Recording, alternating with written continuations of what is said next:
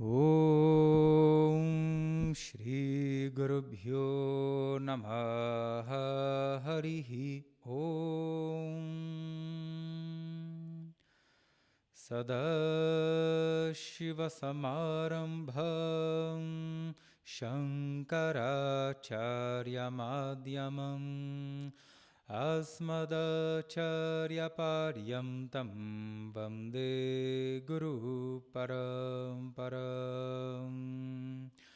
Om Gananahantva Ganapategum Havamahe Kavim Kavinamupamashravastamam Jyeshtarajam Brahmanam Brahmanaspata anashringvam notibhisi dasadanam Om Mahaganapataye Namaha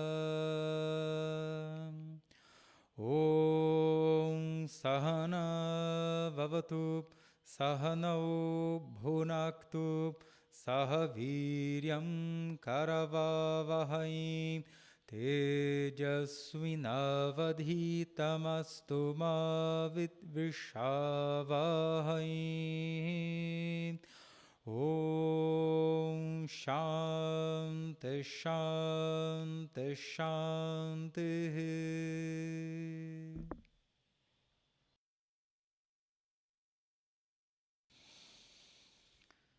Namastê, queridos. Hari Om. Boa noite a todos. Vocês estão me ouvindo bem? Sim?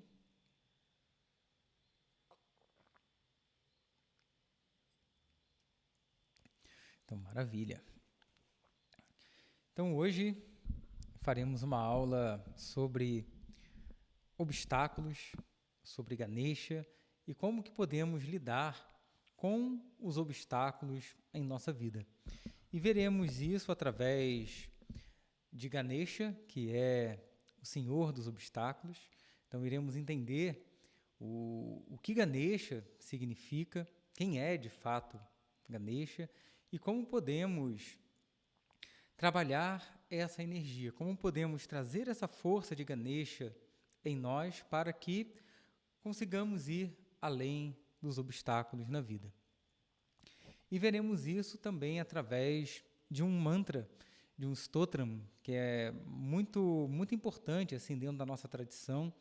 É um texto muito bonito de Ganesha e que trabalha, o Sankatanashana Ganesha Stotram. Sankatanashana, Nashana significa dissolução, destruição, entre aspas, e Sankatanashana é a destruição das aflições, a destruição dos obstáculos, do sofrimento. Então, como que isso acontece? Então, sejam mais uma vez muito bem-vindos. E alguém é a primeira vez que está aqui, entrando em contato com esse conhecimento? Antônio, primeira vez? Ok, maravilha. Mas já conhece alguma coisa? Já ouviu falar em Ganesha? Sim, mais ou menos. Tá ótimo. Então, maravilha. Então, em nossa vida, algo que não temos como evitarmos são obstáculos, são desafios.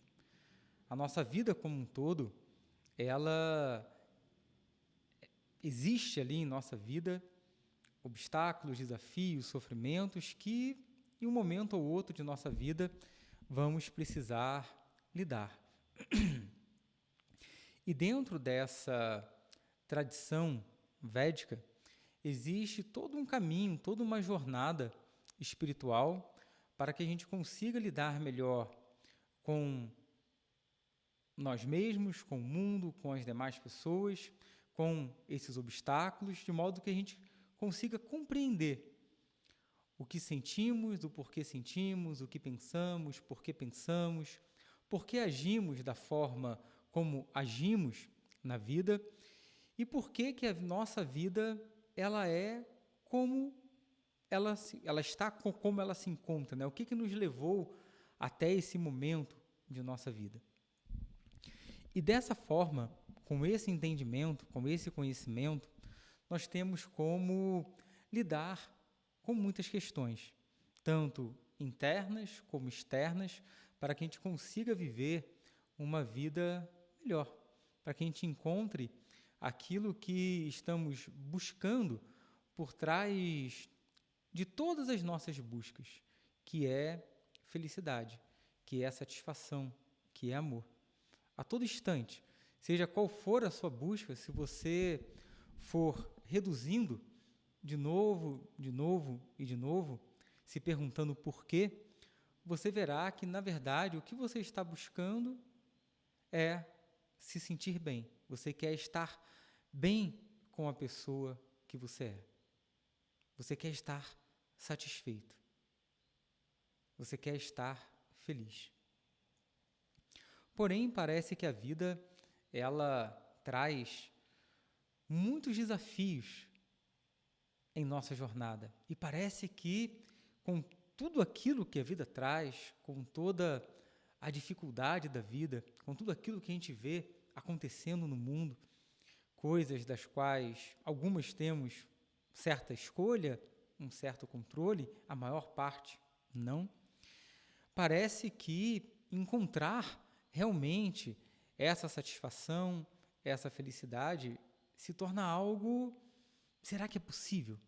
Né? Parece que se torna algo extremamente difícil. Porque buscamos sempre essa felicidade, essa satisfação,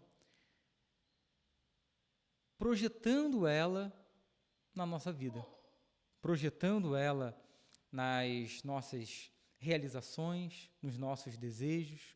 Quando eu obtiver tal coisa, quando tal questão acontecer, aí sim eu serei feliz, eu estarei satisfeito. Mas parece que essa busca não tem fim. E vamos ver o que a tradição védica, o que Vedanta e o que essa forma de Ganesha, queremos entender um pouco mais hoje, tem a nos falar sobre isso.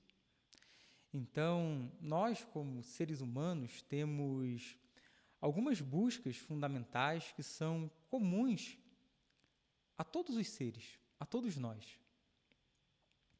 Essas buscas são chamadas de Purusharthas dentro da tradição védica. Artha significa objetivos. Então, são objetivos do ser, do Purusha, do ser humano, né? E o primeiro objetivo é a busca por Artha. Artha significa segurança. Então, num primeiro momento, todos nós estamos, né, em busca por uma certa segurança, que é a busca pela sobrevivência.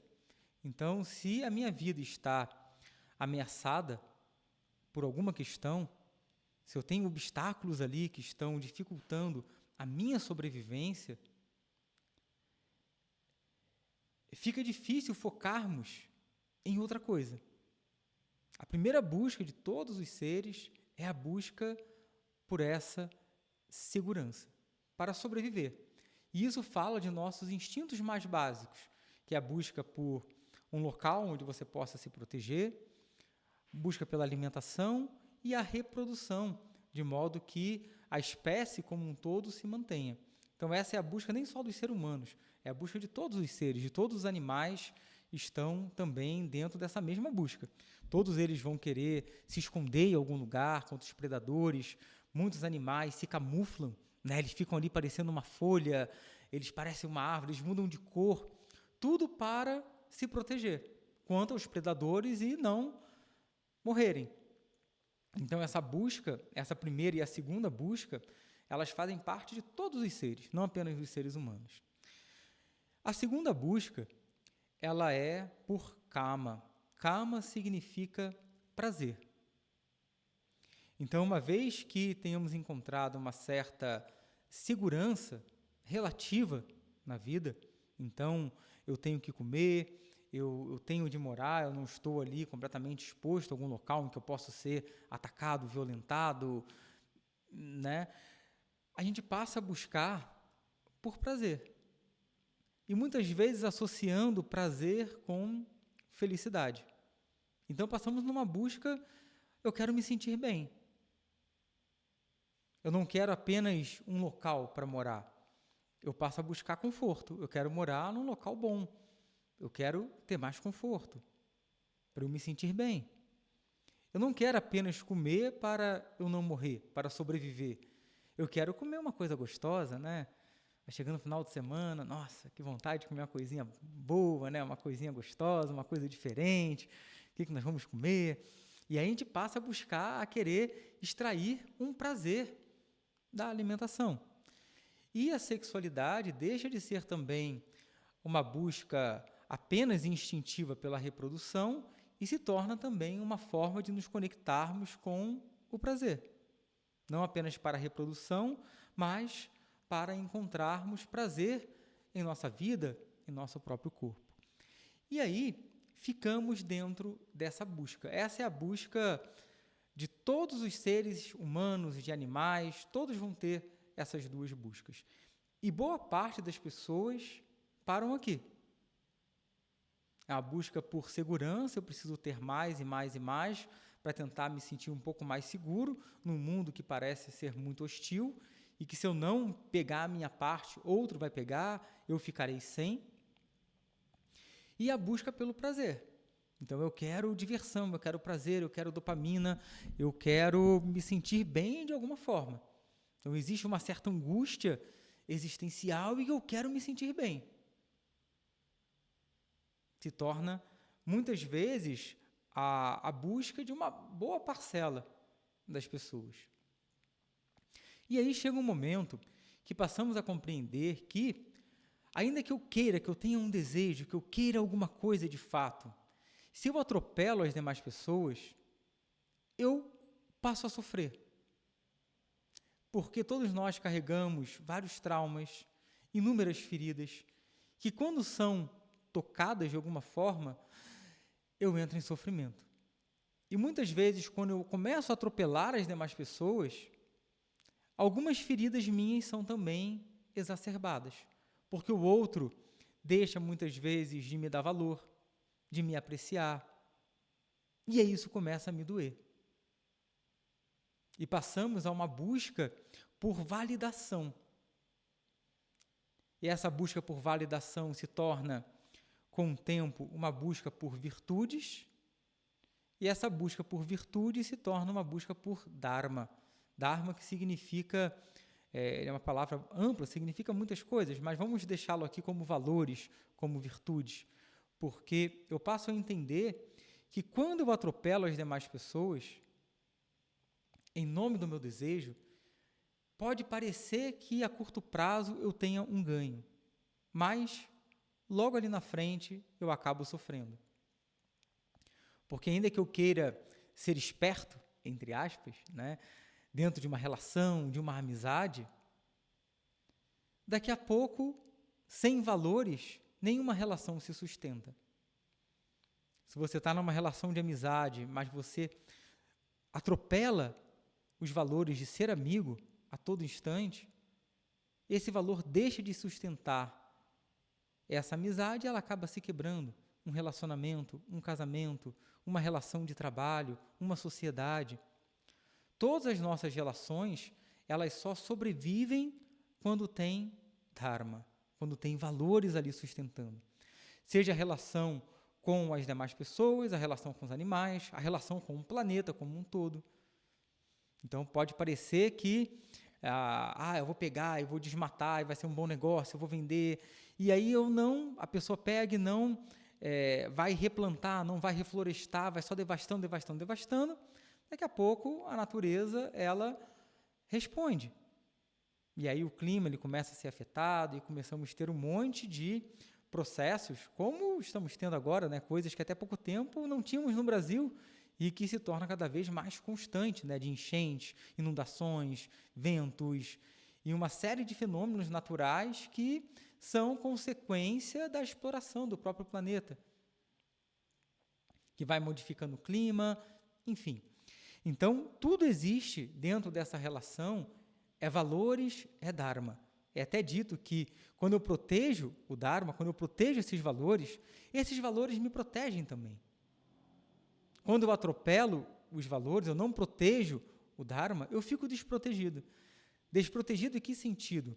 Eu fico desprotegido dos frutos das minhas ações inadequadas e que o resultado se torna obstáculo, se torna sofrimento, se torna desafio. Então, a todo momento, quando atropelamos esses valores, seja na área da vida que for, o resultado ele é chamado de papam, que é um karma negativo. Um karma negativo significa que o resultado são obstáculos, são sofrimentos. Seja no seu corpo, se você, por exemplo, o seu corpo ele tem uma fisiologia, e se você atropela essa fisiologia, ingerindo, por exemplo, consumindo alimentos demasiados, muita gordura, uma série de alimentos que seu corpo ele não consegue dar conta e digerir, isso vai ter um preço. E o preço vai ser o quê? Sofrimento. Porque seu corpo ele vai padecer. Suas artérias vão ficar entupidas, você pode infartar. O resultado ele é sofrimento. Não é um castigo, entendam bem. Muitas vezes, essa palavra karma, ela chega no Ocidente com uma carga negativa, como se fosse um castigo. Eu estou sendo castigado, eu fui muito ruim na minha vida passada, porque isso é meu karma. E as pessoas trazem isso como algo que eu não posso modificar. Tipo, é meu karma, ponto, acabou. É isso, não tenho o que fazer. Só que não é isso, não é dessa forma. Isso é apenas como as coisas vão chegando e vai entrando em contato com uma outra cultura, cada um vai entendendo do jeito que quer e vai replicando algo que não condiz com a essência do significado dessa palavra. Então, karma significa apenas ação e reação. É apenas essa lei de causa e efeito. Não é um castigo. Causa e efeito. Ok? Se eu não trabalho, no final do mês, eu não tenho dinheiro. Não como fruto do trabalho, né? Mas é causa e efeito. Se eu faço uma coisa, eu tenho um resultado. Se eu faço outra coisa, eu vou ter um resultado diferente. Ok? Karma é simplesmente isso. Então, seja, ações benéficas, que são ações alinhadas com esse Dharma, com os valores, o resultado ele é positivo. Então, se você respeita o seu corpo, se você cuida dele, se você tem uma boa alimentação, se você faz exercício, a probabilidade de você enfrentar menos obstáculos vai ser menor. Claro que cada um já vem com uma constituição e, às vezes, você pode perguntar, né? É um questionamento, fala, nossa, mas eu vejo um monte de gente saudável que busca levar uma vida saudável e que tem um monte de problema. E às vezes o outro come de tudo, não faz exercício, fuma, bebe e está com uma saúde danada, tem uma coisa errada nesse karma. Esse karma está meio errado, não está batendo isso não. A gente pode se questionar, né? A gente pode, mas como é que isso funciona? Porque não é possível. Parece que essa lei aí está dando tilt, porque não é possível que seja dessa forma. Não é o que a gente vê na prática. Mas temos que entender o seguinte, que esse corpo que nós temos hoje é fruto já do nosso karma do passado. Então, tem pessoas que, devido ao seu karma, vai ter uma constituição mais forte. Mas isso não quer dizer que ela não está gerando processos para ela para um futuro. Não quer dizer isso. Ok? Cada um vem com uma constituição. E o que você vai fazer com essa constituição que você tem é o que fará a diferença. Pensa assim, cada um ganha uma herança, vamos colocar. Uma herança diferente. Tem um que pode ganhar uma herança pequena, mas ele pode preservar aquele dinheiro, ele pode multiplicá-lo, ele pode investi-lo bem e pode fazer aquilo prosperar muito. O outro, ele pode ter recebido uma herança muito grande, mas ele não quer nem saber, eu tenho muito dinheiro, ganho isso tudo, torra tudo e depois fica passando perrengue. Então, a nossa constituição é da mesma forma. E aquilo que fazemos hoje dará um fruto num futuro próximo, ou no futuro um pouco mais longo, mas a conta, ela sempre chega. A conta sempre chega, ok? E muitas vezes, aquela pessoa que a gente vê, nossa, ela tem hábitos tão saudáveis. Mas será que são saudáveis mesmo? Será que não é saudável só o que ela está fazendo com o corpo? Mas será que essa pessoa está cuidando do seu emocional? Será que ela está cuidando das suas feridas? Como que ela está se relacionando? Como que ela está vivendo a sua vida? Fora aquilo que ela faz com o seu corpo. Então, é todo um processo. Nós somos um ser holísticos, no sentido que ele funciona de uma forma integrada. Não estamos dissociados, corpo, mente, emoção. Tudo faz parte de um todo. O meu pensamento, ele vai gerar sentimentos. E os sentimentos, as emoções, elas são químicas, que estão no nosso corpo. Então, pensamentos vão liberar certas químicas no corpo que vão trazer sensações. E essa química influencia meu corpo, influencia as minhas escolhas, as minhas ações. E as minhas ações dão um resultado que é a vida que eu experiencio. Ok? A pessoa pode ter, por exemplo, uma vida saudável, mas se ela guarda muita mágoa ali, questões que ela não consegue lidar, isso vai se refletir no corpo dela. Claro que o impacto vai ser muito menor se ela ainda por cima não cuidasse do seu corpo. Não se alimentassem bem, o resultado, tenha total convicção, seria muito pior. Seria muito pior. Então, cada um é cada um. Cada um tem o seu processo, a sua história, seu próprio karma, suas crenças, aquilo que aprendeu, desenvolveu ao longo de sua vida, e tudo isso vai influenciar a nossa saúde e aquilo que experienciamos na vida. Ok? Então, essas ações, que não são apenas físicas, mas ações emocionais, como eu lido com a minha emoção, ações mentais, como eu penso a vida, o que eu acredito sobre a vida, tudo isso vai gerar um reflexo naquilo que experienciamos, naquilo que vem para nós. Porque tudo aquilo que vem para nós é resultado da forma como agimos ou deixamos de agir, que também é uma ação. A não ação também é uma ação. Eu fazer algo ou eu não fazer algo é uma ação e que dá resultado. Se eu estou diante de uma situação e o tempo todo eu não faço nada, uma situação, por exemplo, abusiva, e a pessoa vai passando por aquilo, ela vai engolindo aquilo, ela não faz nada, é uma ação. Aquilo está criando uma realidade. Aquilo está ensinando uma coisa para outra pessoa, que ela pode abusar e que está tudo bem, que ela pode atropelar, que você vai entender e que vai estar tudo certo. Nós estamos não colocando limite. E isso vai ter um resultado na nossa vida. Isso vai ter um resultado no nosso corpo, na nossa mente, nas nossas experiências. Compreendem? Então, essa vida, ela é uma mistura de karmas negativos, ou seja, resultados de ações que não foram adequadas para nós, dharma, com ações positivas. Todo mundo. Não importa se é aquela pessoa que se acha mais santa ou aquela que é a mais terrível. Todas vão ter uma mistura das duas coisas, que é chamado de punyam e de papam. Papam seriam resultados negativos, punyam, frutos positivos. E dessa mistura, a vida ela vai acontecer. E as situações vão chegar até nós. E aquilo que iremos realizar diante dessas situações é o que fará a diferença no nosso futuro, na realidade que queremos viver, criar e experienciar.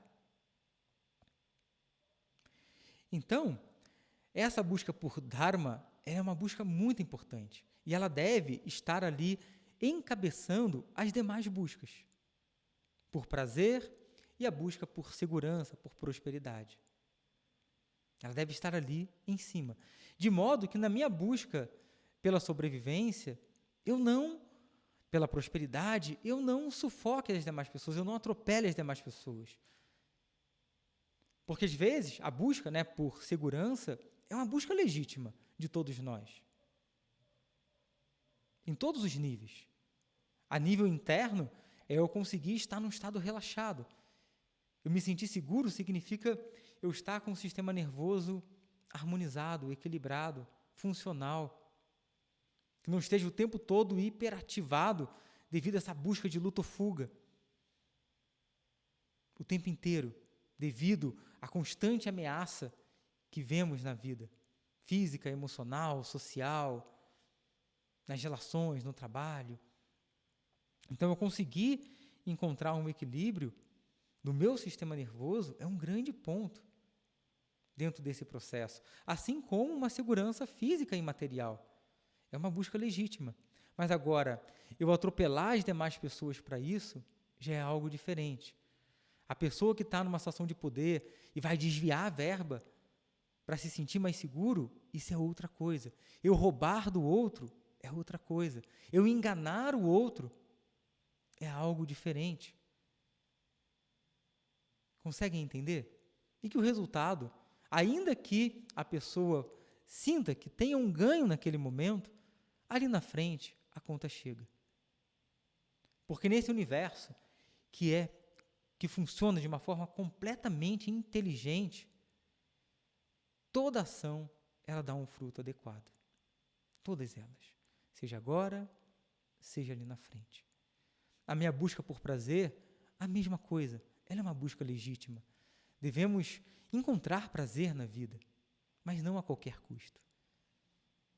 Não atropelando as demais pessoas, não enganando, não iludindo, e nem ali trocando a nossa felicidade, de fato, por prazeres momentâneos. Sabe? E nem buscarmos refúgio nessa busca por prazer, que com o tempo vai se tornando uma busca mais mórbida. A pessoa começa a não saber o que vai fazer. Vou só ali beber uma cerveja. Daqui a pouco são 2, daqui a pouco são 3. Daqui a pouco ela tem qualquer problema e ela vai se refugiar no álcool. E daqui a pouco ela vai se tornando um alcoólatra. Ou ela vai passando dali, vai ser só ali uma droga, alguma outra coisa. E quando a pessoa vê, ela vai ficando viciada em algo. Desde uma busca de uma sexualidade excessiva e momentânea. Todo dia a pessoa quer estar lá no Tinder encontrando alguém, tendo uma relação, ela se sente mal, ela buscar o refúgio dela apenas no prazer momentâneo, ela está jogando a felicidade dela no lixo, porque ela não está olhando para a causa da questão. Ela não está querendo lidar. E o resultado qual é? Mais sofrimento, mais vazio. Ainda que alguma dessas questões possa trazer um certo alívio momentâneo, porém, quando aquilo passa, o local que a pessoa vai é muito mais fundo do que ela estava antes de buscar refúgio nesses lugares. E é verdade, todos nós já fizemos isso em algum momento da vida, em algum ponto ou outro. E sabemos que não traz preenchimento.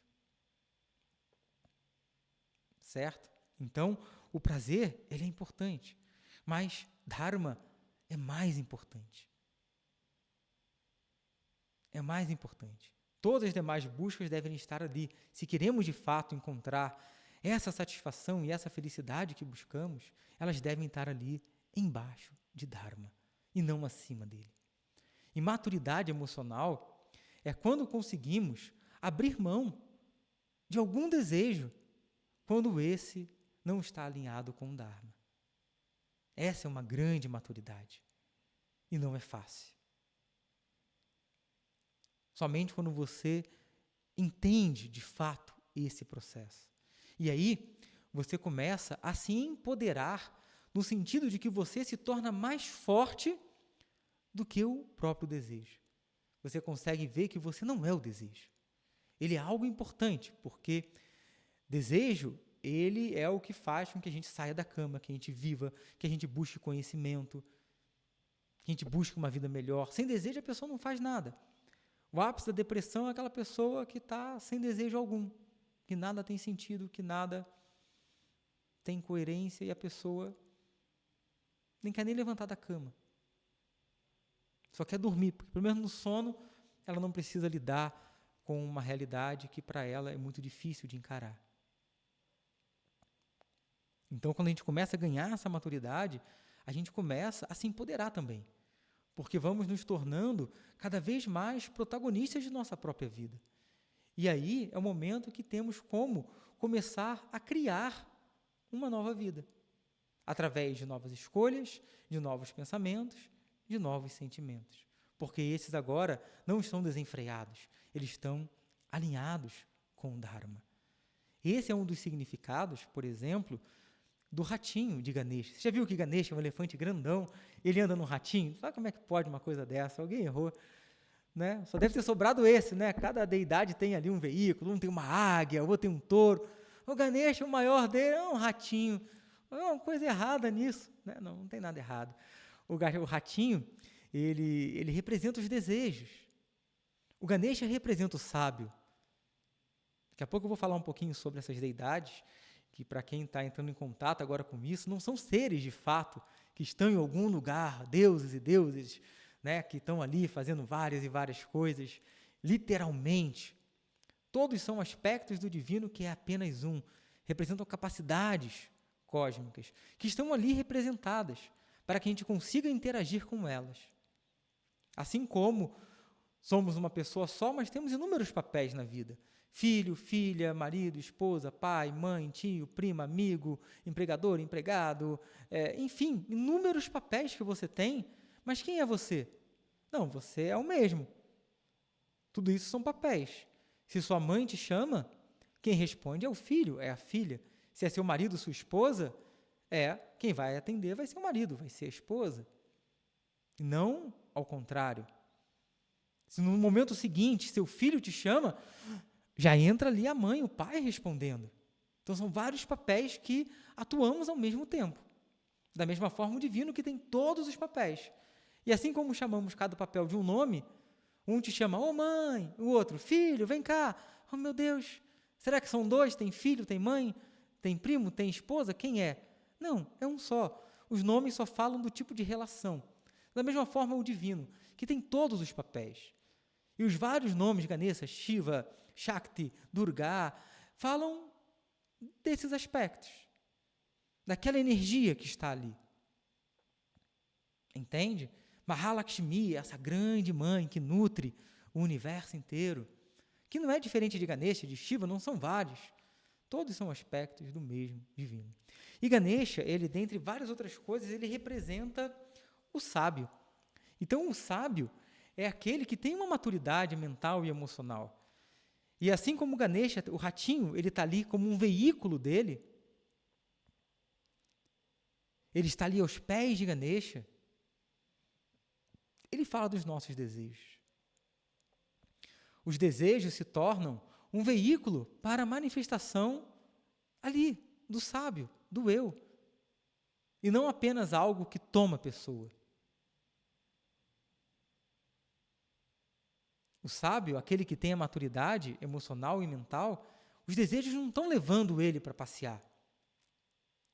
Ele está ali. Os desejos estão aos seus pés. E ele vai utilizá-lo da melhor maneira possível. 100%? Não. Porque nada é 100% só uma coisa ou só outra. Mas é esse ganho de maturidade. Então, o ratinho ele vai representar esse processo. Então, nessas três buscas, né, por segurança, artha, por prazer, kama, e por valores, por virtudes, que é dharma, essas três vocês conseguiram entender? E está fazendo sentido aí para vocês ou não? Está dando para acompanhar? Sim? Maravilha. Então, como nada é só um lado ou só o outro, o resultado de nossas ações vão manifestar sofrimento, vão manifestar obstáculos na nossa vida. E esses obstáculos servem como uma ponte para o nosso crescimento. E a última busca de todo ser humano é a busca que é chamada por moksha, que é a busca por liberação, que é, na verdade, a busca que está por trás de todas as demais buscas. O tempo todo na vida estamos buscando liberação, no sentido de que eu tenho um certo sofrimento e eu quero me ver livre daquele sofrimento. Eu me sinto tão inseguro e eu passo a buscar segurança. Eu tenho um incômodo tão grande que eu não sei como lidar com aquilo, que eu busco uma forma de me aliviar, para ver se eu me vejo livre daquela dor, daquela insatisfação, daquela pressão que fica ali no peito, quando algo é difícil, quando algo não é do jeito que você gostaria, quando você fica frustrado com alguma coisa que você quer e você não está conseguindo. O que queremos, de fato, é nos libertarmos dessa sensação, não é verdade? Eu quero me ver livre daquilo.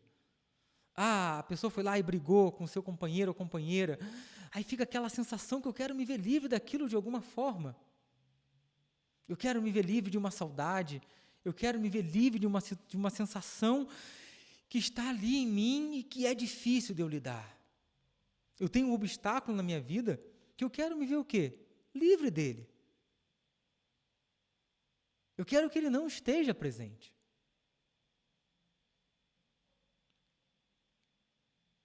Porque o tempo todo, o que buscamos é lidar com um certo desconforto.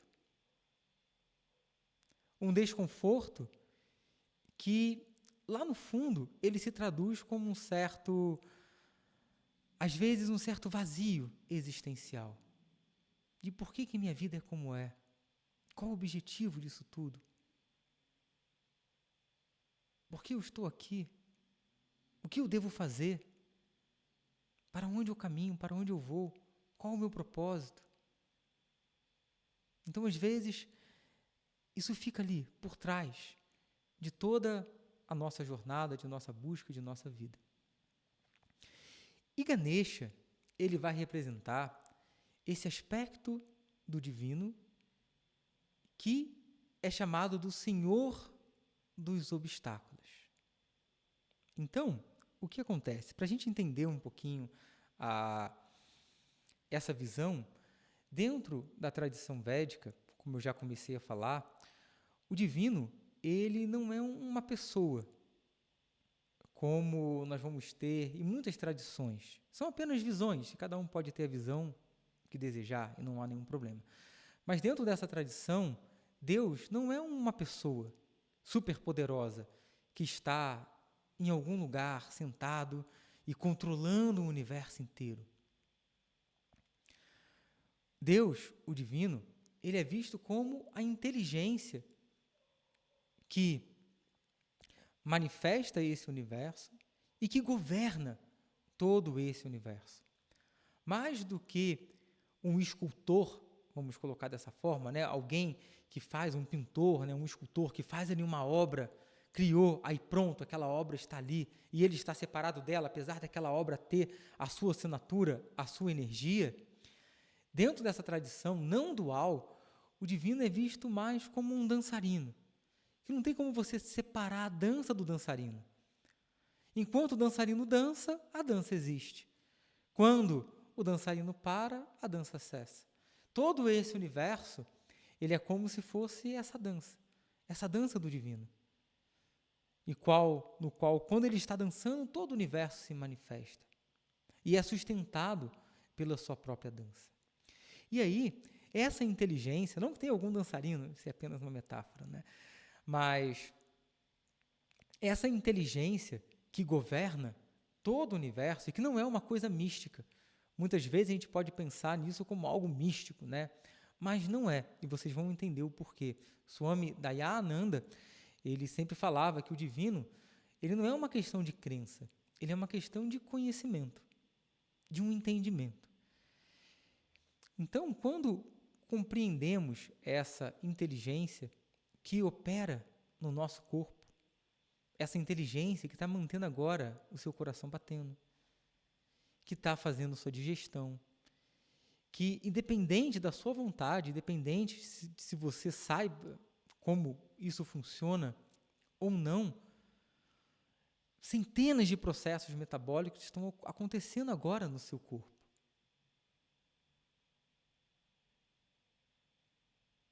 Sua digestão, as trocas gasosas, o oxigênio que você respirou agora, ele vai lá para o seu pulmão, faz as trocas nas suas células do sangue, e aí são levados para as demais células do corpo, que junto com aquilo que você se alimentou, vai lá para as suas células, para as suas mitocôndrias, que vão gerar energia, ATP, que vão distribuir para o seu corpo funcionar, que vai levar para o teu cérebro para você poder estar me entendendo agora.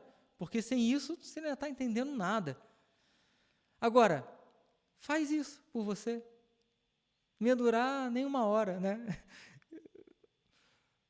Como? É algo muito complexo e muito inteligente, que funciona independente da sua vontade. O seu corpo está funcionando. Você come mais gordura, seu corpo vai liberar mais bile. Se você come mais açúcar, insulina. E como é que ele sabe? É uma inteligência. Não temos como negar que o nosso corpo ele funciona de uma forma extremamente inteligente. Não temos como negar isso. Não é um caos. Ele num coração hora bate, hora não bate, vai dormir, aí de repente ele volta a bater e tu acorda de novo. Não. Ele mantém ali o tempo todo, de uma forma fantástica. De uma forma fantástica. Todo o seu sistema hormonal, tudo funcionando de uma forma inteligente. No seu corpo, igualmente, pode até parecer que não, né? Mas existe uma ordem nas suas emoções também, uma inteligência nas suas emoções, que elas não acontecem por um acaso. Nada nesse universo acontece por um acaso ou do nada. Tudo tem uma causa. Você pode não conhecer, você pode não entender. Nossa, fiquei triste do nada. Não, você não ficou triste do nada. Teve uma causa, você não viu. Você não conseguiu detectar. Você não viu ela chegando. Você não entendeu qual foi o gatilho que despertou isso. Devido aos seus hábitos mentais. Você não viu, no automático. Mas teve uma causa. E todas as nossas emoções têm o seu papel dentro dessa ordem. Tudo funciona de uma forma inteligente. Elas podem estar fora de lugar, bagunçadas, mas todas elas têm o seu papel. O medo tem o seu papel de te proteger, a tristeza tem o seu papel de não deixar você se esquecer de si mesmo, daquilo que é importante para você. A raiva tem o seu papel, que vai se transformar em coragem, que vai te ajudar a colocar limites. Elas podem estar fora de lugar. O medo te paralisa, a tristeza te toma, você não faz mais nada, você passa a agredir o outro devido à raiva. Aí isso já é outra coisa. Mas todas elas têm o seu papel. A sua mente tem uma ordem. Ela funciona de uma maneira inteligente. Assim como, fora do seu corpo, todo o universo à sua volta. Desde a semente, que parece lá, que não tem nada, aquilo cai na terra, nasce, né? E não erra. Né? Planta laranja, não nasce limão. É incrível, como é que ela sabia? Que ela era laranja da terra e não era laranja lima, ou não era uma laranja pera. É incrível, tem uma inteligência ali governando tudo. Os animais, todos os ciclos, a distância da Terra até o Sol, a distância da Lua, e tudo isso que funciona de uma maneira completamente inteligente. O planeta ali girando, bilhões de anos, não cansa, está lá, na mesma inclinação, girando em torno do Sol, não enche o saco, fala, cansei de fazer esse percurso de novo, bilhões de anos, dá uma volta, esse universo tão vasto, né? Não, ele mantém, tem uma inteligência que governa todas as coisas, que não é algo místico, é algo que você olha e você consegue ver, que esse universo ele é inteligente. Todas as leis que governam esse universo são inteligentes, e por isso que você pode ter biologia, física, química, física quântica, porque você tem leis naturais que se repetem, leis inteligentes que governam esse universo. E conforme você começa a entender mais dessas leis, você está entendendo mais sobre Deus também. Porque o divino, ele está ali, na forma dessa inteligência que governa todas essas coisas. Todas as leis que governam esse universo. Todas elas é o que chamamos de Ishvara. Ishvara significa, não é homem nem mulher, porque também não é masculino nem feminino. É essa inteligência que governa todas as coisas, que governa o universo inteiro. Como ela governa? Com o superego falando, você foi bonzinho, então você vem aqui para o céu. Você não fez o que eu quis, vai para o inferno. Não, não é isso. Não é isso. Né? Esse é um Deus infantil que a gente gera, devido à nossa incapacidade de lidar com muitas coisas, e precisamos, muitas vezes, de limite, porque se não for a noção do castigo, eu não faço. A pessoa não consegue se conter, se ela não for castigada por aquilo, se não houver uma consequência por aquilo. Só por virtude ainda não dá. Então a gente cria vários processos para ver se torna possível a gente conviver em sociedade, né? Mas essa consciência que governa todas as coisas, essa inteligência que está na forma de todas as leis que governam esse universo, é como o divino ele é visto. Logo, ele não é separado de você, o universo não está separado dele, ele é aquilo que permeia todas as coisas. Essa é a visão de Deus dentro dessa tradição. E aí, esse divino que tem todos os papéis, cada um de seus papéis vão ganhando nomes. É meio que assim um luxo, né, que a tradição védica se dá, de modo que você consiga se relacionar com cada aspecto do divino, de acordo com aquilo que você esteja buscando na sua vida. E Ganesha representa esse aspecto de Deus, que é o próprio obstáculo. Nós vemos que muitas vezes Ganesha é como aquele que remove os obstáculos, mas na verdade, Ganesha, ele é o obstáculo. Assim como a capacidade de ir além desses obstáculos. Ele é ambas as coisas. Então ele representa não um ser, um Deus com cabeça de elefante. Eu sempre brinco, né? Ainda mais quem vê de fora, pode parecer algo muito esquisito, e com razão. Como é que pode a pessoa faz ali namaskaram, né, uma reverência para um Deus com cabeça de elefante, sendo que nem elefante você é? É algo que não faz muito sentido, se a gente for pensar de forma literal. Não faz sentido, que sentido é esse? Né? Eu tenho um Deus com cabeça de elefante, eu não sou elefante, e que história é essa? Parece uma maluquice, né? Mas não é literal. Todos os símbolos de Ganesha, eles falam com o nosso inconsciente, eles representam essa força, eles representam o sábio, que é aquele que consegue ir para além dos obstáculos. Porque o conhecimento é aquilo que faz que você transcenda um obstáculo, um sofrimento causado por um obstáculo. Porque, por exemplo, vamos dizer que, nossa, eu queria muito assistir essa aula, já vi Ganesha, ele é tão fofinho, gostaria tanto de saber sobre Ganesha, ou, nossa, eu estou com tanto obstáculo na vida, que uma forma de lidar com esses obstáculos diferente, já tentei tanta coisa, pode ser uma boa solução, e aí você fica animado, você quer vir para a aula, mas aí você não tem habilidade com informática, e aí é nesse raio desse Zoom, e você não sabe que Zoom é esse, e você quer entrar e não consegue, a aula está passando. Aquilo vai te dando o quê? Um sofrimento, uma angústia, uma frustração. Nossa, eu queria entrar, não consigo achar o link não entra, eu tenho que baixar, mas aí meu celular está sem espaço, e aí eu não consigo, e aí aquilo causa um sofrimento. Não é verdade? Mas a partir do momento que você entende como aquilo funciona, é um aplicativo, eu preciso ter ele no meu celular. E eu tendo no meu celular, quando alguém mandar o link, eu vou clicar lá. Ou vou botar um número, vou digitar uma senha, e aí eu vou conseguir entrar. E uma vez que você entende como funciona, você ganhou conhecimento sobre algo, aquilo que era um obstáculo, que trazia e trouxe uma angústia para você, deixa de existir. O que aconteceu? Você transcendeu o obstáculo. Como? Com conhecimento. Então, o conhecimento é o fator que nos leva para além dos obstáculos e também para além do sofrimento. Por isso que essa é uma tradição que tem como base o conhecimento, um entendimento claro a respeito de quem somos. Porque essa tradição vai falar que aquilo que buscamos na vida, a felicidade, a satisfação, essa completude, ela é, na verdade, a nossa própria natureza. É aquilo que eu já sou. É o divino no meu coração, do qual eu não estou separado, assim como nada nesse universo. Só que eu não sei disso. Logo, eu tenho muito sofrimento e muitos obstáculos.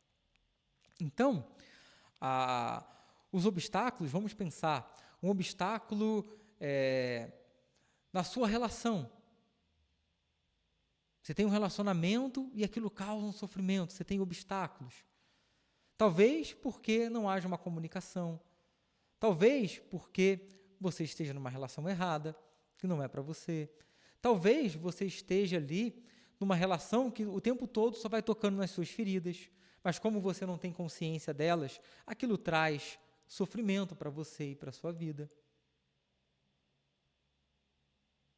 Então podemos ter inúmeros obstáculos na vida, obstáculos na nossa saúde, obstáculos materiais, financeiros, obstáculos familiares, obstáculos profissionais, obstáculos mentais, emocionais, espirituais. Inúmeros obstáculos. E para todos eles, a forma de transcender está no entendimento, no conhecimento.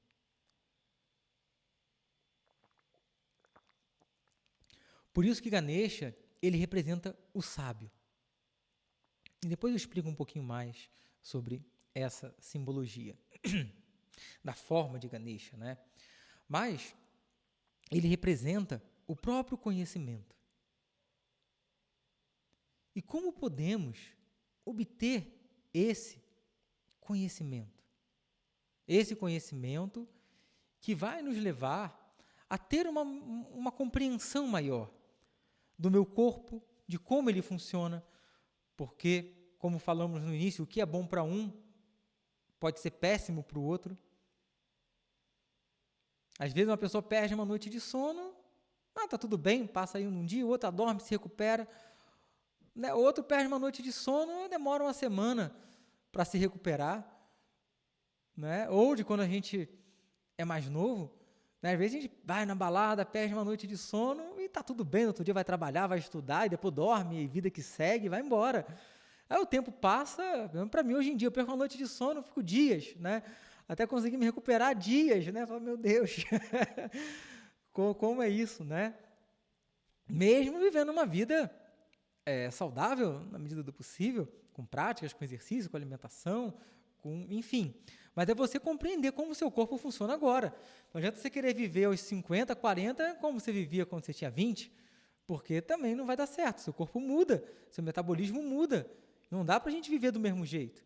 Você tem que ter um entendimento do seu corpo, um entendimento do que você sente, por que você sente,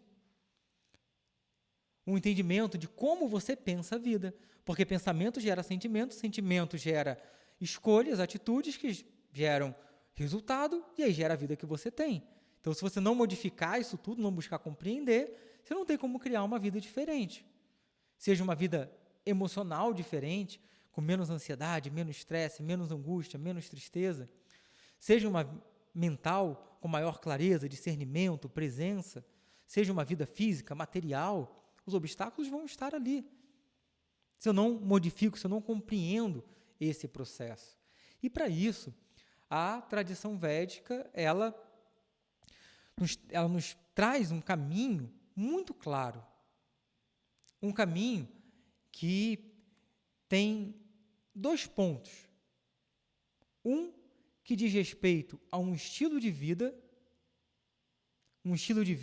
que é chamado de yoga, não apenas o yoga no tapetinho, né, como praticamos também, que é importante, mas uma vida de yoga que falam de atitudes, de dharma, de como você pode entender os seus valores e se alinhar com esses valores para que você tenha um resultado em uma vida melhor. Como você pode compreender as suas reatividades, as suas feridas, de modo que olhando para elas e não fugindo delas e buscando refúgios em prazeres que só vão jogar fora a sua felicidade, você olhar para eles e conseguir ter essa capacidade de compreendê-los, de lidar com eles, de olhar e sentir aquilo que dói, aonde dói, e poder acolher, e poder ir além. Essa é a força de Ganesha. É essa capacidade interna que nós temos através de clareza, de propósito, de porquês fortes na nossa vida, nos alinharmos com aquilo que é importante e realizarmos as transformações necessárias em nossa vida, que só acontece quando temos uma clareza do que queremos e do porquê queremos aquilo que queremos. Então, esse estilo de vida que envolve todo esse processo é chamado de yoga, que tem bhakti também, que é devoção que é essa fé, que é essa apreciação e o entendimento, não apenas uma fé cega, cheio de dogmas, mas um entendimento claro dessa inteligência que governa o universo inteiro. E de que como as minhas ações interagem com essa inteligência e voltam na forma de resultados. E com essa compreensão eu consigo sair de um estado de vítima e me colocar como um protagonista de minha vida. Que se eu conseguir modificar com ferramentas adequadas, claro, a minha vida, o meu emocional, a minha mente, eu vou modificar aquilo que eu estou experienciando na vida. Ou a forma como eu lido com aquilo que eu estou experienciando na minha vida. Que com conhecimento vai diminuindo os obstáculos e o sofrimento. Por exemplo, se eu tenho uma relação difícil, porque na minha infância eu me senti rejeitado de alguma forma. Não que tenha sido, ou pode ter sido de fato, mas se você passou por um processo e a criança se sentiu dessa forma, isso gera uma crença inconsciente de que eu não sou bom o suficiente, de que eu não sou um bastante. Logo, a pessoa passa a viver uma vida, as suas relações, o seu trabalho, o tempo todo se sentindo inadequada, se sentindo menor, sentindo que as demais pessoas são melhores do que ela, sentindo que ela não pode. E aí, ela vai entender muitas das coisas que acontecem na vida dela de uma forma pessoal. Como isso está acontecendo porque eu não sou boa o suficiente. Naquela relação que está sendo abusiva, que o outro está fazendo o que quer, está traindo, a pessoa muitas vezes vai achar que a culpa é dela. Porque eu não sou bom ou boa o suficiente. E às vezes se permite viver aquilo o tempo todo, não consegue sair daquele lugar. Porque além de estar passando, de não conseguir colocar limite e sair dali, ela acha que a culpa é dela, a culpa é dele. Seja num trabalho, vendo sempre o outro como o melhor, como eu não posso, eu não consigo, isso não deve ser para mim. E aí esse sentimento vai guiando o quê? A forma como eu penso, como eu sinto, como eu ajo. E aí eu faço coisas que eu não queria fazer, eu falo sim aonde eu queria dizer não, porque se eu falo não, o outro pode me rejeitar, aí a dor vai ser ainda maior, porque aí vai tocar nas minhas feridas de uma forma mais profunda, eu vou sofrer ainda mais. E tudo isso porque eu não tenho um entendimento do que eu passei e do que está instalado na minha mente, das minhas feridas, das minhas questões. Logo, o que acontece? Eu sofro. Eu enfrento um monte de obstáculos. Conseguem ver como obstáculo, conhecimento, eles vão ser ali antagônicos? Quanto maior a minha compreensão e o entendimento que eu tenho, não apenas um entendimento teórico, mas conhecimento, mais eu consigo ir além dos obstáculos. Se eu consigo entender essa minha ferida e consigo olhar para ela e ressignificá-la e saber que não era sobre mim. Se eu senti aquilo por causa dos meus pais, por exemplo, os meus pais têm as feridas deles, que provavelmente foi a forma como eles aprenderam a viver, foi a forma como eles sofreram a vida, que às vezes foram como seus avós, seus tataravós, e às vezes aquele processo vem ali, de geração em geração, sendo passado, de um para o outro, até que um consiga quebrar esse ciclo. E aí, quando você traz o conhecimento, consegue ressignificar, você consegue viver uma vida muito melhor, porque você consegue dar prioridades, você consegue colocar limites, você consegue encontrar um relaxamento e sair desse estado de atenção o tempo inteiro, de tensão, porque qualquer coisa pode tocar, mesmo que você não saiba, nessas feridas, e faz com que a gente fique reativo o tempo todo, esperando vir a pancada de um lado. Às vezes a gente já espera, né? Às vezes as coisas não podem ficar boas. Ficou bom, fala, bom, é bom demais para ser verdade. Você já fica esperando aonde vai vir a cacetada, porque se tá bom, daqui a pouco vai vir alguma coisa ruim. Às vezes a gente espera, e tem isso instalado. Não se permite, não tem permissão para relaxar, para viver, para ser feliz, para estar tranquilo, para ter a liberdade de ser quem você é e viver essa liberdade de ser quem você é, que esse é o nosso propósito maior nessa vida, é ser quem somos, na nossa plenitude maior. Expressar quem somos, seres únicos em todo o universo. Só que muitas vezes não temos essa permissão, devido a tudo aquilo que passamos. E aí, sofrimento. Então, toda essa tradição, ela vai nos dando inúmeras ferramentas, de uma forma clara, para que a gente consiga ter essa compreensão, entender o que eu quero, por que eu quero, ter uma clareza de propósito, ainda que momentâneo, e entender o porquê que eu quero aquilo que eu quero. Os porquês, eles são algo muito importante na nossa vida, muito importante mesmo. Porque se eu tenho um porquê forte, eu sou capaz de olhar para essas questões. Se eu não tenho, elas, você abre mão. Sabe? Um porquê forte, até mesmo um porquê forte negativo que eu costumo trazer, só para que a gente consiga compreender o que isso significa. Pense em algo que hoje você gostaria para você e para a sua vida, às vezes gostaria de verdade, mas você sente que é difícil, que você não consegue, que tem obstáculos. Pense em alguma coisa. Existe algo na sua vida hoje assim, que você gostaria, mas que você sente que tem uma trava? Agora pensa no seguinte, isso é difícil, não é? Você teria, por exemplo, a capacidade de tentar manifestar isso no próximo mês, na próxima quinzena? Daria? Você sente que seria possível?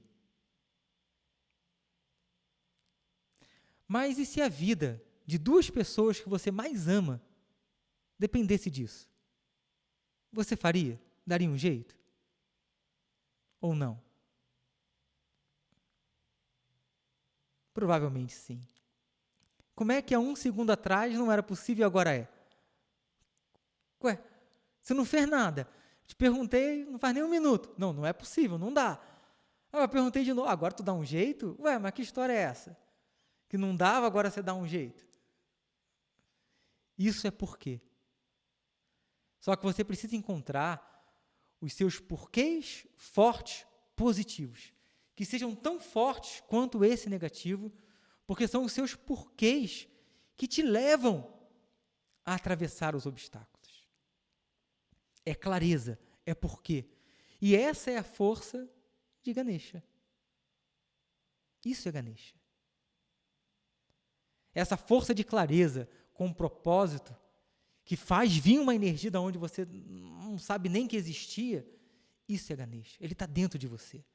Ele é essa força que vem uma coragem do nada, né? Como nesse caso, né? Você com medo, achando que não ia conseguir, de repente, eu dou um jeito, eu vou fazer, porque eu vou dar um jeito. Vem uma coragem, vem uma energia, vem uma força que você não sabe de onde, dos porquês. Essa força é Ganesha. E essa é a força capaz de nos levar para além dos obstáculos. A força da clareza, do conhecimento, de porquês fortes.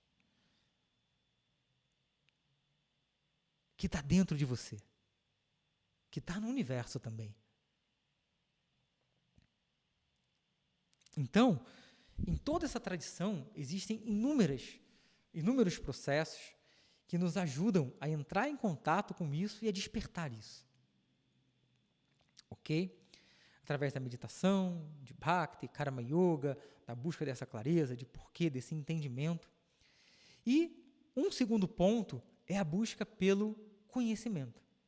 Porque tudo isso daqui vai nos dar uma vida infinitamente melhor.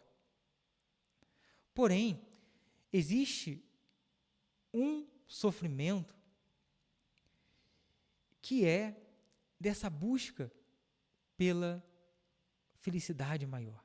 Uma busca por uma felicidade que sempre projetamos em algum lugar. E aí essa tradição, ela vai falar que, na verdade, essa felicidade já é você. Só que você não sabe, você não está vendo. E aí, esse segundo ponto é chamado de Vedanta. Vedanta, que é um meio de conhecimento que aponta para algo que sozinho você não consegue ver. Porque é como se você quisesse ver seus próprios olhos. Tudo que você vê, que você olhar, não é seus olhos, porque você vê através deles. Ainda que você tente aqui ficar meio vesgo e tal, não dá.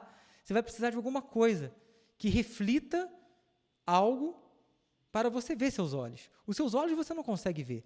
Você vê no máximo o reflexo deles.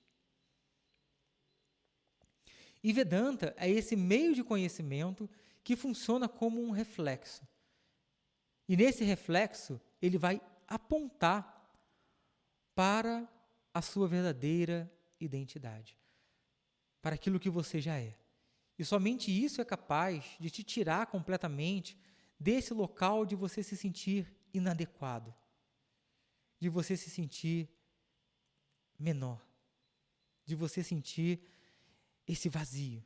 Somente esse entendimento de que, na verdade, não há vazio, porque você já é pleno na sua própria natureza, de você entender essa inteligência, essa consciência que é você e que está presente sempre, ela te leva para além desse sofrimento.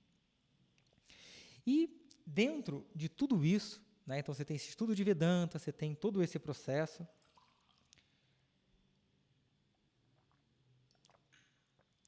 Existe algo que é muito importante, que é chamado de mantra.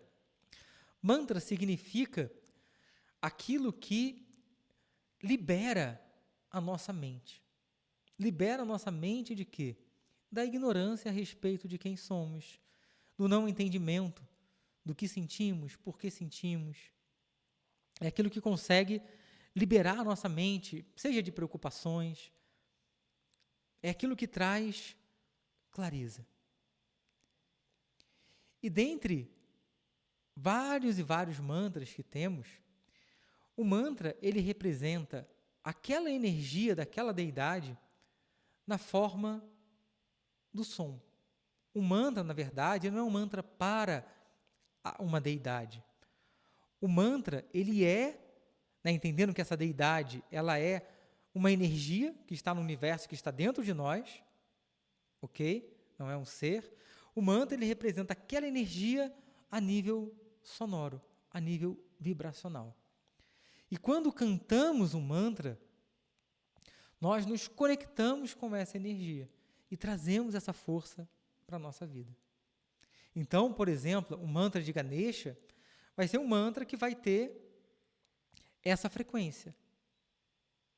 A frequência de evocar em você a clareza, o discernimento, a coragem, essa energia, essa força para você ir além dos obstáculos. Não na marra, não é uma força bruta.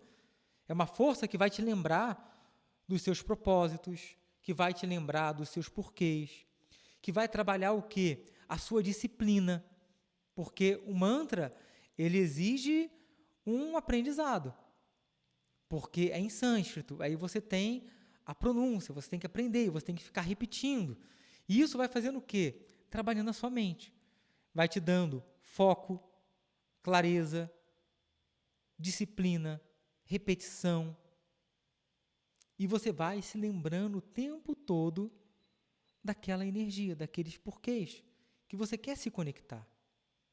Então, o mantra, existem vários e vários tipos de mantra. A gente acaba que no Ocidente nós demos uma categoria geral para os vários tipos, chamam tudo de mantra. Mas nós temos mantras que são cantados com instrumentos, que é chamado de kirtan ou de bhajans, que são aqueles mantras que a gente ouve. Por exemplo, você tem vários artistas, você vai buscar na internet a mantra de Shiva, aí você tem vários, com várias melodias, super bonitos. Isso é chamado de kirtan ou bhajan, que é um mantra que ele é cantado com uma certa melodia e que tem o objetivo de evocar o seu devocional. Então você se lembra daqueles aspectos do divino ao ficar repetindo aqueles nomes de novo, de novo, de novo. Sua mente se envolve com aquilo. E libera muitas vezes daquilo que às vezes sua mente estava agarrada e que você não conseguia lidar e que estava ali dando cabeçada. Às vezes só de você conseguir liberar sua mente, soltar, você consegue ver a coisa de uma forma mais ampla, de um outro ponto de vista, e aquilo te ajuda a lidar com uma situação. E trabalha o seu emocional, porque você consegue canalizar as suas emoções. Você tem os mantras que são védicos, que é aquilo que de fato é mantra. Então, toda essa tradição védica, né, os Vedas, que Veda significa conhecimento, e que Veda vão estar relacionado a todo um corpo de conhecimento, que vai falar sobre inúmeras questões, inclusive sobre o autoconhecimento, que é chamado de Vedanta, que é aquilo que está no final dos Vedas. Ele não foi escrito por alguém, ele foi recebido, ouvido por sábios num estado meditativo. Eles acessaram aquela frequência, eles ouviram aquele conhecimento, e aí, da mesma forma como eles ouviram, esse conhecimento foi sendo passado de um para o outro ao longo dos milhares e milhares de anos, dentro de uma tradição viva, que até hoje ela se encontra ali de uma forma ininterrupta. Esse conhecimento vai sendo passado de um para o outro, de um para o outro, de um para o outro, e que agora você está tendo acesso a ele. Então, não está baseado na experiência de uma pessoa, e sim de uma tradição. Então, aí você tem esses mantras que são védicos. E aí você tem poemas que foram ali compostos por alguma pessoa, por algum sábio, num estado de meditação e de conexão com aquela energia. E aí ele compôs, ou ele intuitivamente recebeu aquele poema, e aí você tem vários e vários desses poemas chamados de stotram. Stotram é como se fosse ali um poema, um hino que vai estar relacionado a alguma deidade e que conecta com aquela energia. E quando a gente canta, a gente trabalha tudo isso, nossa disciplina, nosso foco, trabalha a nossa conexão com o divino naquele aspecto e evoca essa força em nós. Então, tem um mantra de Ganesha, que ele é muito bonito, que é esse Sankatanashana Ganesha Stotram, que é um hino, um poema, que esse foi composto por alguém, nesse caso desse mantra, por Narada. Narada é uma figura que está muito presente em várias e várias histórias dentro da tradição védica, era um grande devoto. Então é dito que esse mantra, quem trouxe, né, esse canto foi Narada, e ele é um canto que te ajuda a eliminar Vinasha, né, a eliminar essas aflições, esses sofrimentos. Através tanto da mensagem que ele passa, do conhecimento que está por detrás dele, e devido à sua fórmula sonora, né, um mantra ele é podemos falar assim, né, que ele é uma fórmula sonora, vibracional, que conecta com aquela energia e que o ato da gente somente repetir aquele mantra, a gente acessa aquela frequência. E acessando aquela frequência, aquele estado meditativo, nós começamos a ter uma visão também mais ampla da vida, da realidade. Então, esse é um mantra que iremos iniciar o estudo dele agora. Depois eu vou cantar ele para vocês conhecerem.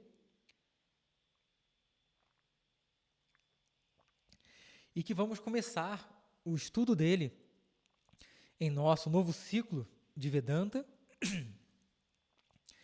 E iremos não apenas estudar o significado dele para trazermos para a nossa vida, como vamos aprender também a cantá-lo. Então esse é um stotram muito bonito, foi o primeiro stotram que eu aprendi ali de forma tradicional a cantar.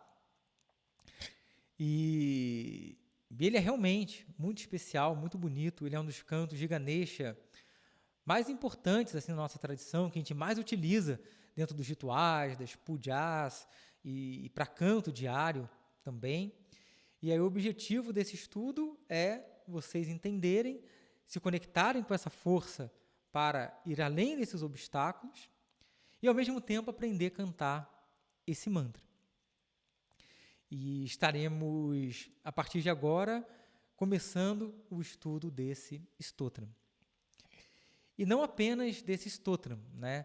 Então, o nosso objetivo é trazer todas essas ferramentas que eu falei aqui agora para esse estilo de vida de uma forma simples, numa linguagem acessível, numa linguagem que conecte com o nosso estilo de vida moderno, que conecte com a nossa vida, com as nossas buscas. Então, além desse estudo de Vedanta, nós temos uma plataforma ligada a esse estilo de vida de yoga que eu falei com vocês, em que todas essas ferramentas são disponibilizadas de uma forma simples, começando a partir de um protocolo de 21 dias de prática, em que a cada dia você vai sendo apresentado com aulas pequenas a essas ferramentas. Ao que é Karma Yoga, a como você pode compreender suas atividades, como você pode entender o seu propósito e descobrir esses porquês para você trazer uma clareza para a sua vida. Como você pode entender sobre os seus valores, descobrir quais são os seus valores e da importância de você se alinhar com eles para você ter uma vida melhor, com menos obstáculos. Porque se você continuar vivendo e fazendo todo dia as mesmas coisas que você vem fazendo, você irá continuar tendo a mesma vida que você está vivendo, na melhor das hipóteses. Então, se queremos ter uma vida diferente, precisamos fazer algo diferente. Precisamos ter uma compreensão diferente de nós mesmos. Porque tudo começa em nós. Não adianta apenas eu querer modificar o resultado sem modificar a causa. Seria como se você tivesse com o rosto sujo, olhasse no espelho e tivesse a brilhante ideia de querer limpar o sujo no espelho. Não vai dar certo. Você pode ir lá tentar, falar, não, a técnica não está boa, preciso arrumar aqui um alvejante melhor, porque não está saindo. Não vai sair. Porque o espelho é o reflexo. A realidade que você está experienciando é o reflexo. Você vai precisar limpar em você primeiro. Olhar para a sua questão e aquilo vai transbordar na sua vida. Na forma como você escolhe suas ações, na forma como você se alinha com seus valores, da forma como você dá prioridade àquilo que é mais importante para a sua vida, que você se alinha com seus propósitos, que você crie valores, porquês fortes. Somente isso vai fazer você realizar coisas que muitas vezes você está há anos querendo e não consegue obter, ou fica oscilando. E quando não tiver isso forte, você vai ficar patinando de novo, de novo, de novo. Sabe? Esse processo é o que te ajuda a ir além dos obstáculos.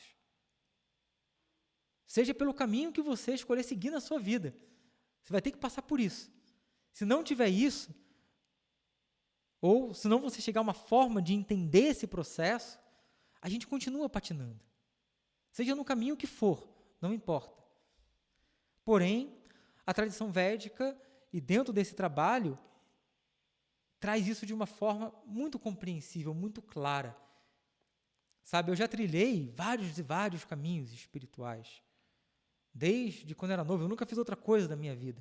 Desde quando eu tinha 12, 13 anos, né, eu sigo esse caminho. Desde meu pai, ele sempre teve uma ligação espiritual, e ele faleceu muito cedo também.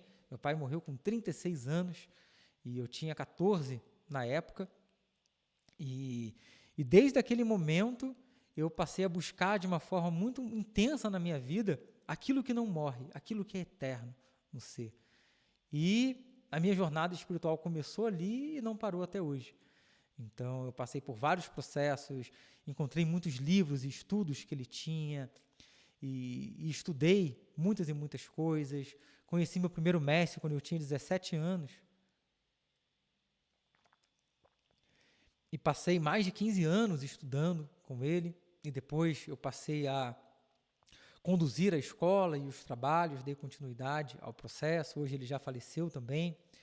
E depois eu entrei em contato com o Tantra e com as várias práticas do Tantra, não esse Tantra, né, o tantrismo moderno, né, mas com o Tantra raiz ali de Swami Satyananda Saraswati, que fala sobre todo esse entendimento da nossa energia, desse movimento, Kundalini, chakras, tudo isso vem desses tantras, que é uma linhagem muito séria, muito bonita também. E por último, eu conheci Vedanta. Entrei em contato com esse conhecimento, e mesmo depois de ter anos e anos de caminho espiritual, de várias formas, de várias linhagens, a clareza que Vedanta trouxe, eu não encontrei em nenhum outro lugar. Hoje eu continuo com os outros caminhos também, porque eles me dão coisas que são muito importantes. E todos os caminhos nos fornecem coisas importantes. Mas Vedanta traz uma clareza que desconstruiu inúmeras coisas na minha vida. Inúmeras coisas. E bem no início desse meu estudo, eu entrei em contato com esse mantra. Foi o primeiro que eu estudei, de um stotram. E que repeti diariamente durante muito tempo. E ele abriu muitas portas para mim, né? Já que toda ação que realizamos, ela traz um resultado.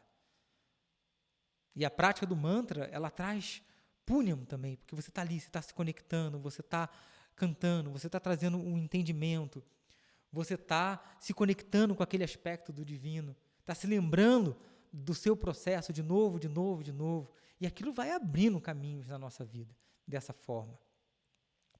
Então, Vedanta, ele traz uma clareza muito grande. E eu organizei todo esse processo em nosso estudo, tanto no estudo de Vedanta, que está agora também iniciando um novo ciclo e se transformando, porque antes nós tínhamos apenas o estudo de Vedanta, e agora o nosso objetivo será, além do estudo de Vedanta, ter o estudo de mantras, uma introdução, uma iniciação ao sânscrito, e para quem quiser depois aprofundar e aprender a fazer pequenos rituais em casa, para quem gostar, saber como montar o altar e cultivar isso, e, em contrapartida, algo que dê suporte para esse estilo de vida. Então eu criei todo um protocolo de 21 dias, e que durante essas 3 semanas você vai tendo uma iniciação em cada um desses pontos, de encontrar propósito, valores, entender como você pode montar um altar na sua casa e interagir com ele, como você pode entender Karma Yoga, suas reatividades, como você levar o yoga para a sua vida, valores, dharma, tudo através de formas curtas, com aulas pequenas, numa linguagem de fácil acesso, e que depois você é levado a continuar, depois que você passa por esses 21 dias, a ter meditações toda semana, ao vivo, para que você continue o seu processo. E passamos, ao longo de todo o ano, através da celebração dos vários festivais da tradição védica. Cada festival está ligado a uma deidade, e cada deidade está ligado a uma energia dessa, como no caso de Ganesha, remoção de obstáculos. Então, durante o festival de Ganesha, aprofundamos nesse processo. E de cada uma das deidades vamos despertando e nos conectando com essas energias internas.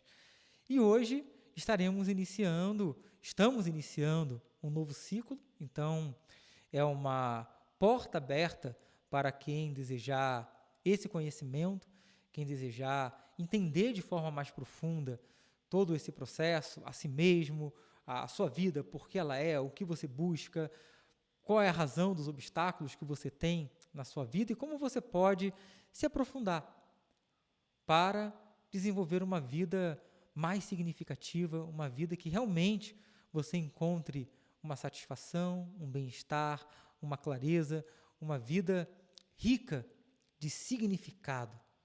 Porque é isso que faz com que a gente encontre paz em nosso coração.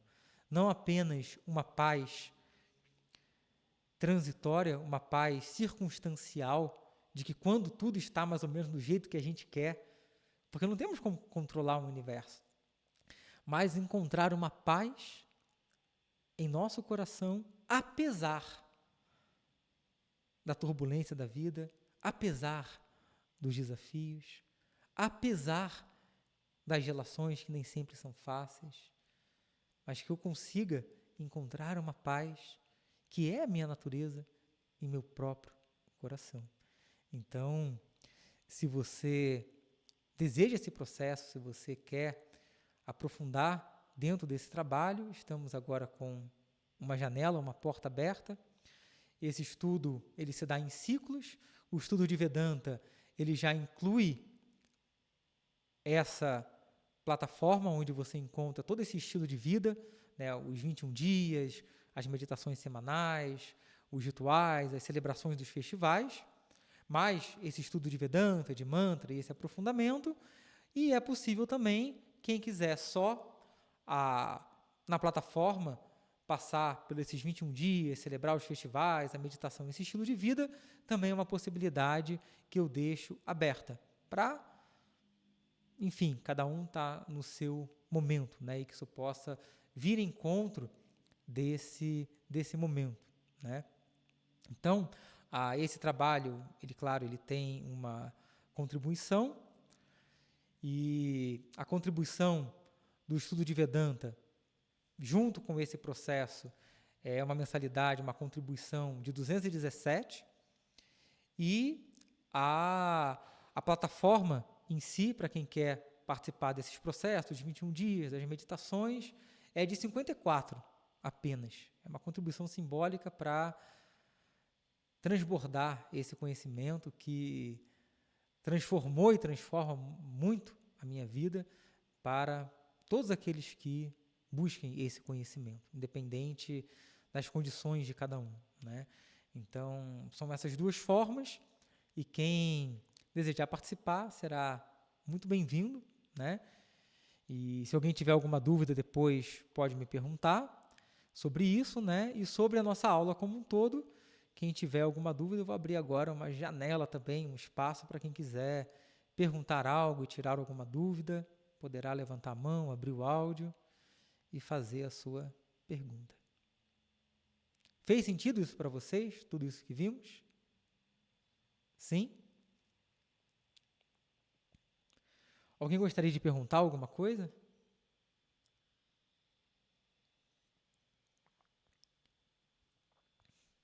Não? Nenhuma dúvida? Não acredito. Quer perguntar, Rosângela? Pode perguntar, pode abrir seu áudio e perguntar.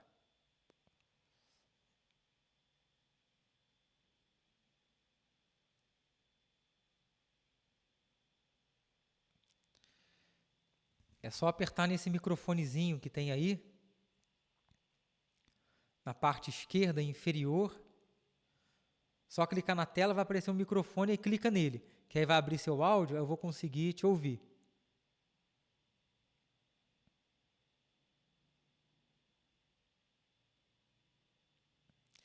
Deixa eu ver aqui, ó. Eu vou apertar um botão aqui que vai perguntar se você quer abrir seu áudio, olha.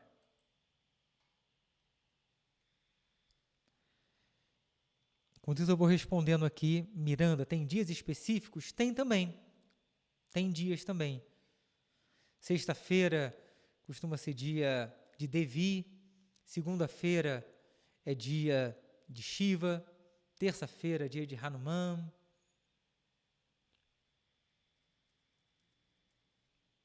Sábado de Saturno. Quinta-feira e terça também, de uma certa forma, vai estar associada a Ganesha.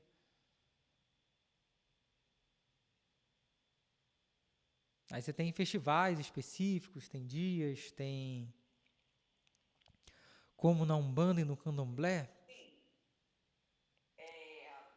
Ah, abriu, Rosane. Então pode perguntar que eu acabo de... Professor, olha só, esses 217, né, eu quero. Mas assim, tem uma data marcada, porque eu venho procurando isso há muito tempo, principalmente yoga, mas só que o yoga é Rio de Janeiro. Para Petrópolis, o senhor diz que é pertinho, né? Mas, gente, eu quando estava morando em Paraty, não tem, lá não tem. Aí vim para o Rio de Janeiro, também não tem. Só São Paulo. Aí agora encontrei o senhor, certo? Aí eu gostaria de essa parcela, eu amo yoga. Então, aí ele fica... Chama com. Pode Como que é ser... mesmo? Chama com. Você pode Ah, escolher deixa o eu ver se eu dia. tenho. Oi? Ah, eu tenho quadros aqui. Não comprei quadros, né? Tudo é Shiva, mas eu não sabia isso. Tem tantos anos que eu olhei para ele e gostei, né? Aí comprei, botei tudo em quadros. E agora, com Ah, essa idade, é que eu vim descobrir essas coisas. ah, Comprei porque eu gostei, achei lindo, maravilhoso. Shiva, tenho como é? Aquela que é Mahalashmi, né? sim. Tudo Ah, isso. mas que bom. Significa que você já estava conectado conectada com tudo isso, né? De alguma forma você já estava despertando em você e agora chegou o momento de você compreender sobre esse processo todo, né? Então, com relação à data que você perguntou, você vai poder escolher uma data, ele vai ser como você já faz, né, que você já está na comunidade védica, né? Então seria incluir esse estudo de Vedanta. Então teria acesso ao que você já tem, mais esse estudo de Vedanta e vamos aprender nesse ciclo esse stotram também, esse mantra de Ganesha, ok? Aí depois, com relação à data certinha, você pode mandar uma mensagem no WhatsApp que aí eu falo com você, tá bom? Aí passa esses detalhes, qual é a melhor data para você, não tem nenhum problema não, tá bom? E aqui, acabando de responder, a Miranda é diferente, tá? A relação da Umbanda e do Candomblé vai ser diferente como é dentro da tradição védica, né? Ali em Vedanta não há incorporação, a conexão é dessas energias que estão dentro de você.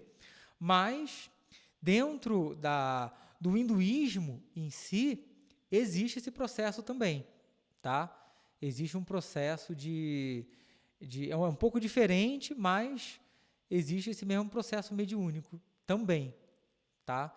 Em Vedanta, no estudo de Vedanta, nos mantras, nesse processo, não é algo que acontece ou que é falado, mas você tem alguns lugares no sul da Índia que você tem todas umas práticas que envolvem esse processo, ok?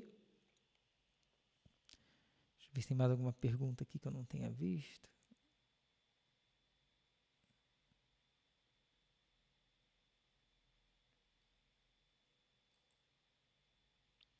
Não sei se eu consegui te responder, mas se não, você pode perguntar, tá? Alguém mais gostaria de perguntar alguma coisa?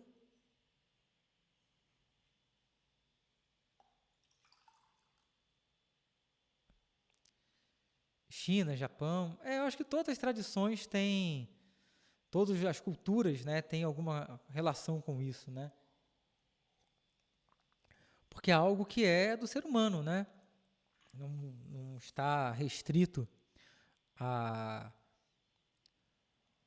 a um local ou outro, né? Somos uma cultura muito rica mesmo. Posso sim. Então nós vamos, na verdade, hoje foi uma aula introdutória e as aulas acontecem sempre nesse horário, tá? Nas quartas-feiras, das 7 às 8h30, ok? Sempre nesse horário. E as aulas são aqui pelo Zoom, elas são gravadas, depois são disponibilizadas dentro da plataforma. E aí tem a plataforma de Vedanta e tem a plataforma da onde tem esse estilo de vida de yoga, né, que elas são separadas para poder atender essas duas demandas. E aí você tem acesso, ok?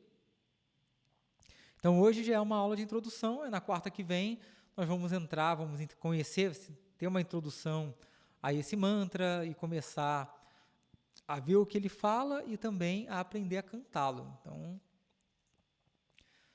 vai ser a primeira vez que vamos trazer esse conhecimento desses stotrams e começar essa nova fase aí dentro do estudo de Vedanta também. Primeiro quem modificou foi nossa comunidade, que era o ritual da vida, que ela era focada apenas nos rituais, e agora ela se tornou Sadhana 360, buscando englobar todas essas sadhanas e disciplinas. E aí o Vedanta também vai se tornar Vedanta 360, buscando incorporar essas demais disciplinas para quem quiser, ok? Às vezes a pessoa pode só querer o estudo, mas ela não quer aprender a cantar, não quer fazer ritual, não quer... E está tudo bem. O conhecimento vai estar lá disponível para quando ela quiser, ela acessa, ok? E para quem quiser aprofundar, vai ter também caminho, conhecimento para poder mergulhar fundo e aprofundar quem desejar. Mais alguma pergunta? Ou não? Não? Então, nós vamos finalizar a aula. Eu vou cantar aqui Ah, maravilha, é isso mesmo. Então, eu vou cantar esse stotram. E depois, quem tiver interesse, é só me mandar uma mensagem no privado. E aí, nós já começamos na próxima semana. Ok?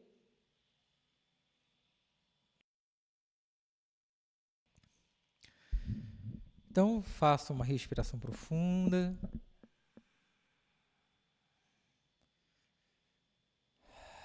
Solte completamente o ar. E por alguns instantes, sinta seu corpo. Se coloque em um estado de presença.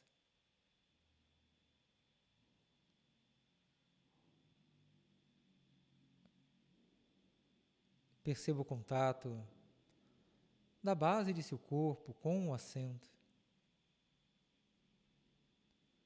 Relaxa a testa, maxilares e mandíbulas. Relaxa os ombros e perceba o contato suave de suas pálpebras sobre os olhos.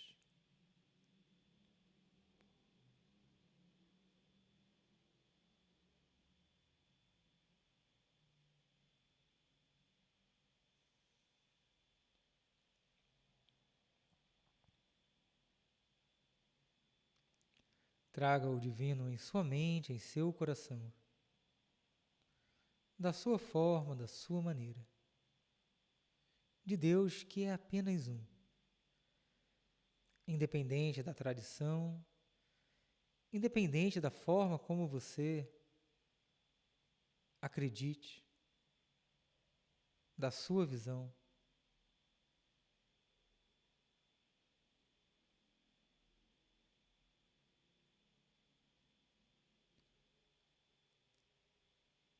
E mantendo esta conexão,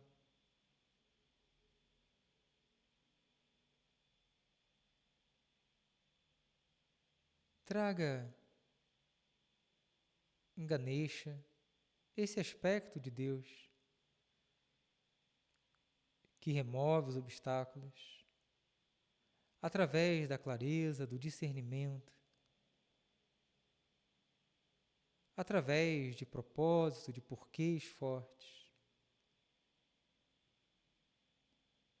Essa força interna que nos leva para além dos obstáculos e desafios da vida. E ofereça aquilo que você quer hoje, ir além, aos pés do divino.